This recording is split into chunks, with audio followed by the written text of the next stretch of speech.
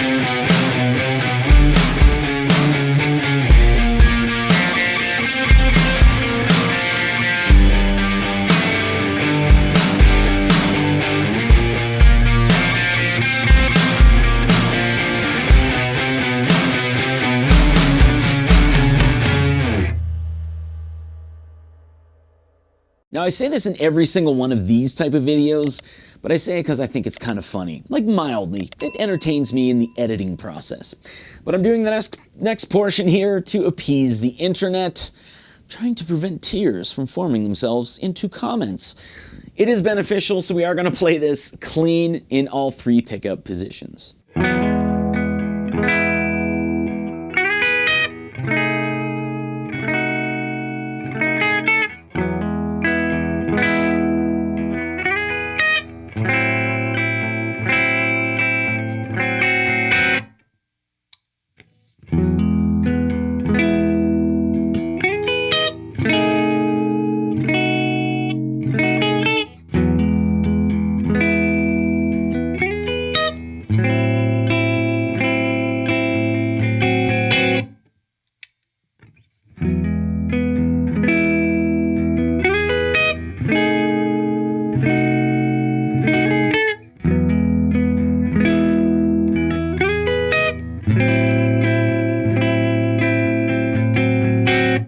But I've always liked to hear how the pickups actually react with a little bit of light drive, so here's that.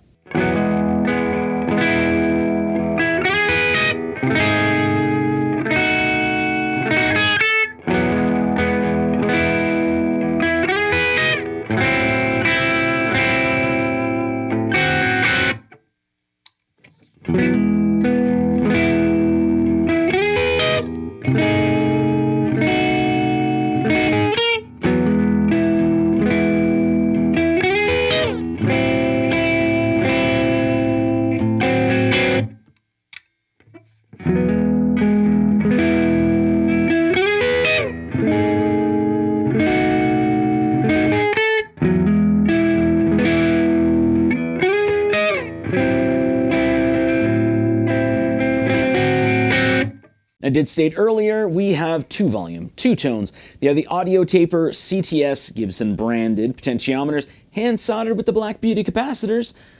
So let's go ahead and wiggle some knobs and hear how they sound.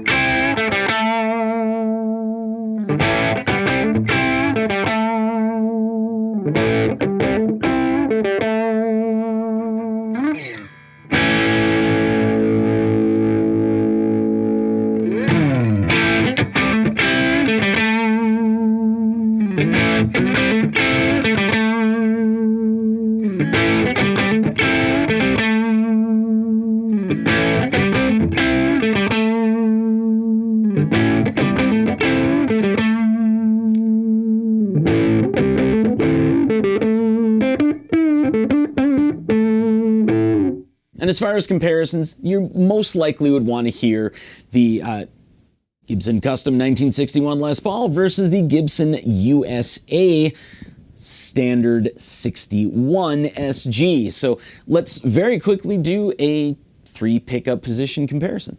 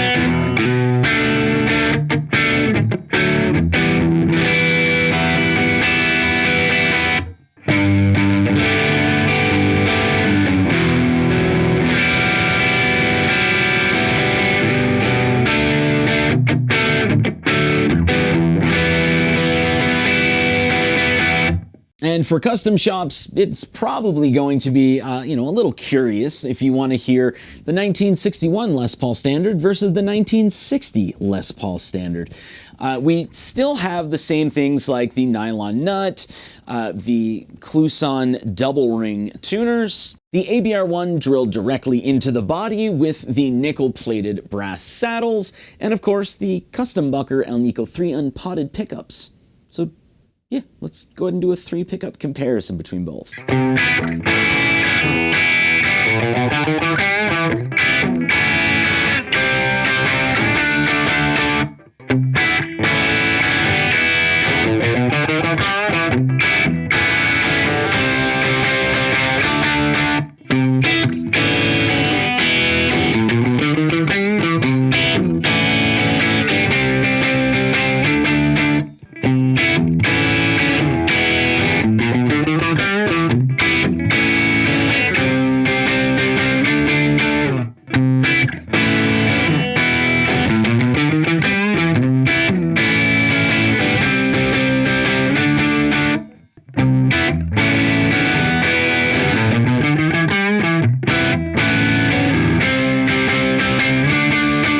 And then for the final comparison, it's only natural that you'd want to do the 1961 Les Paul Standard versus the 1964 SG Standard with Maestro Vibrola. So this was a Les Paul in 1961, albeit, I mean, this wasn't really the configuration that you would get it in, although they did apparently do a couple of custom orders like that with the stop bar. But this is what you would typically see on the 64 with the Maestro Vibrola. So we still have the double ring Kluson tuners, the nylon nut, custom Bucker Alnico 3 unpotted pickups, and while the ABR1 is drilled directly into the body for both, the SG Standard 61 has the nickel-plated brass saddles, but the 1964 actually has nylon saddles. So let's go ahead and do a 3 pickup position comparison, and you'll be able to hear the differences there. But one thing I forgot to mention here is the necks. This has the 60 slim taper. This has the 64 medium C, which is actually the 59 medium C neck carve.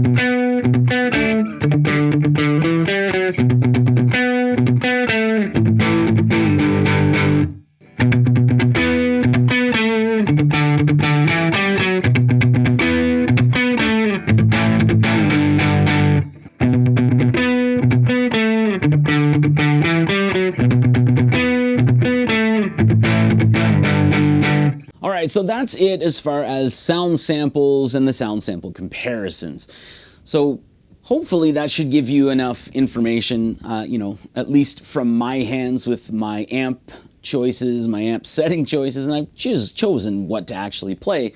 But hopefully that'll give you a little bit of overview to, you know, judge whether you think this sounds like a good guitar. But sound is only 10% of the equation.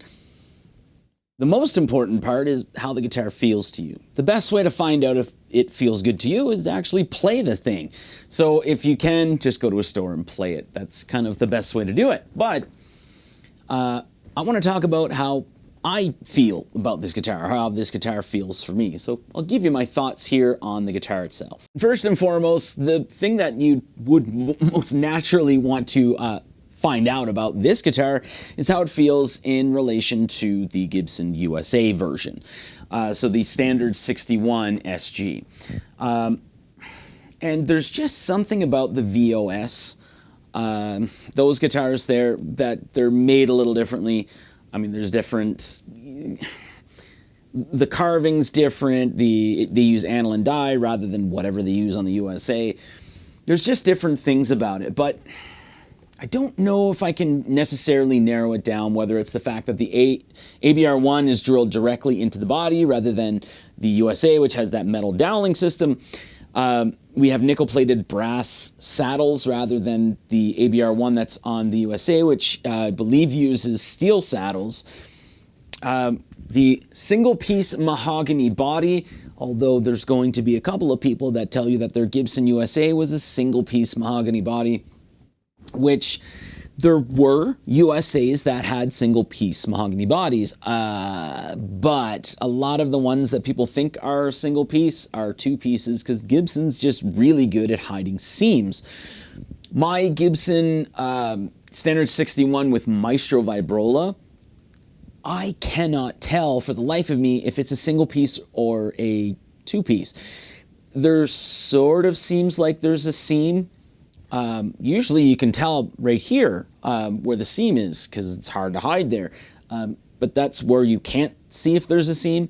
But on the back, it looks like there's a seam that travels up, but it sort of disappears. So yeah, if you believe that your Gibson USA is a single piece rather than a two piece, it's possible, but it's unlikely as well. But the bridge, coupled with the single piece mahogany body, and the fact that they use hot hide glue, because I've always heard things about hot hide glue and its acoustic properties and the way that it, crystallizes rather than leaving behind this weird film, I don't know, whatever, tinfoil hat, whatever. But all of the VOS guitars that I own, all 7 of the VOS guitars that I own, they just ring out as one solid freaking piece. Whereas it doesn't feel like that with the Gibson USAs or any other guitars that I've played. And I am someone that I used to own Paul Reed Smiths, and they weren't the like SE, or it was before S2s, and they were most of them were 10 tops, and I've had the artist packages and stuff like that. They did not feel like these guitars, so they ring out like one piece. That means that you feel a little more in your body, in your hands when you're playing it. Feels a lot more solid. The VOS finish as well, the fact that it is a lighter finish than the high gloss on the Gibson USA actually allows a little more resonance to travel through. So one thing that I've always experienced with like satin nitro is that there's a lot more resonance to it. There's 2 reasons why people like the satin nitro guitars. I mean, there's more than that, but those are the 2 main reasons. Number 1 is it's cheaper, and number 2 is you feel a lot more resonance, so you feel a lot more low end in your body when you're playing it. But you also sacrifice some of that upper mid-range, so you lose some of the top end and upper mid-range, so the presence. You feel a lot more resonance, but you do sacrifice some of the presence. When it comes to high gloss nitro finish, you don't feel as much resonance. It's still there, but it's not as much as a satin nitro. But the presence is just very evident when you're playing it. So it feels like it's a little more solid guitar than the satin nitro stuff. The VOS is like a very good balance in between. So you feel a lot more of the resonance like the satin nitro, but you're not sacrificing the presence with like the satin nitro. You're getting all of that presence, so that upper mid-range and that high end in the feeling in your body when you're playing it with the VOS stuff. We as guitar players are weird. The other thing of note here are the pickups. So we have the custom buckers. These are Alnico 3 unpotted pickups. Now, the Gibson USA has the 60s burst buckers. They used to be called the 61R and 61T. Those are also unpotted pickups. A lot of people, for some reason, when they think of potted pickups or unpotted pickups, they actually start to think that you can't use unpotted pickups for high gain stuff. That's usually where a lot of people, they're microphonic, they'll squeal at the moment that you add any gain, and that's definitely not the case here. They can feed back and squeal a little easier than potted pickups. However, what you do note after years and years of playing potted pickups versus unpotted pickups is you get a lot more top end that shines through with the unpotted pickups. The potted pickups, they sort of have to do other things to add more emphasis on the low end, mid-range, or the upper mid-range.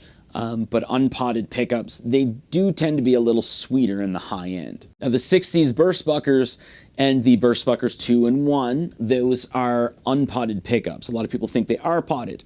But the thing with the 61R and the 61T that are in the Gibson USA model is there's a lot more emphasis on the low end and a lot more emphasis on the high end. They're not scooped by any means. It's not like the mid end, you know, the mid-range drops out or anything like that. There's just a lot more emphasis on the low end and the high end. And that's something I've always noticed, that if I'm playing those guitars, I have to adjust my amp to kind of offset that.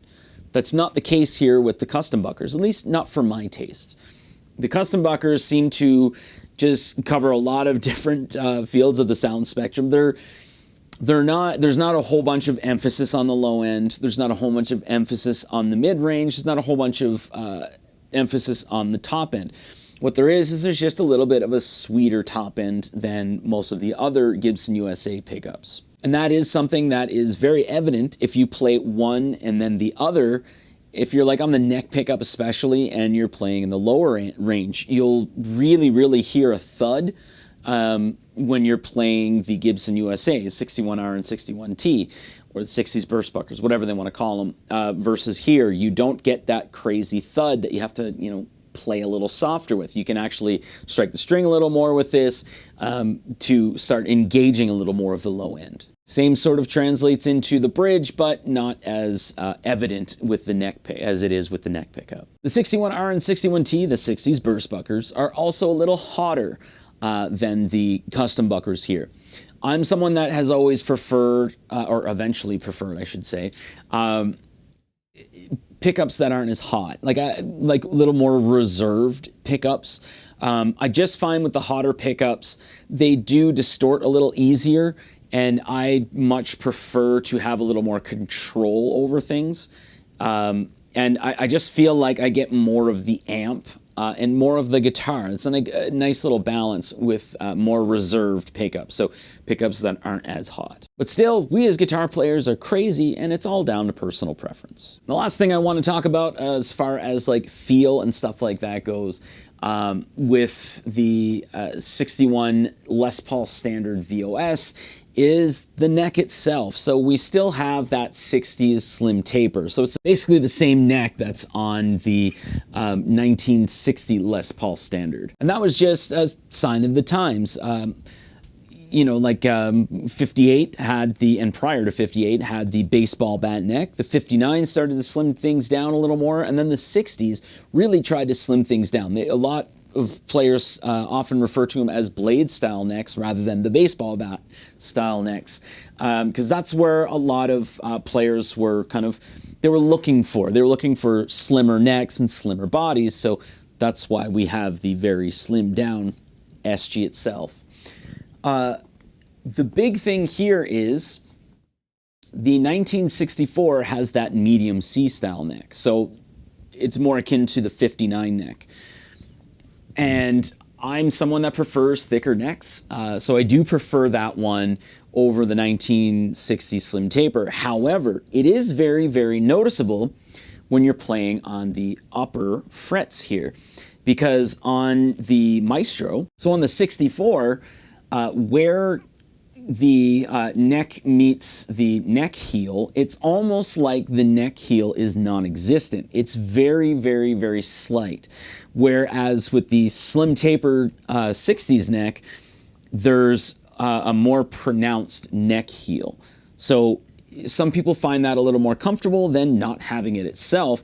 And again, the bottom of the 64 neck here is just about the same thickness as the body itself, which is not the case on the 61. So other than that, it's just the same as like feel-wise for like other SGs and such. So the neck where it meets the body is shifted forward like 2 inches in comparison to a Les Paul. Everything sort of balances really well on your knee and stuff like that. And because the SG was designed to actually have like a tailpiece rather than a stop bar, so like something with a vibrola in it, that actually, when you have the one with the stop bar, it sacrifices a lot of that weight. So because of that, it starts to do the neck dive when you're standing up. So that's why there's a neck dive with the SG, because there used to be a lot more weight here with the tailpieces, and the ones like the Maestro Vibrola don't really neck dive as much. So just wear a leather strap. We're all grown-ups here. Yeah, like the general feeling of the SG, it stays the same. It's still an SG, even though it's, you know, touted as a Les Paul standard. That is all I do have to say. Everything else seems you know, self-explanatory. And I've done other comparisons, so like a spec comparison to the USA, and then an overall like sound sample comparison to the Gibson USA as well. So I'll try and link that one in the description if you are curious. Thanks for watching.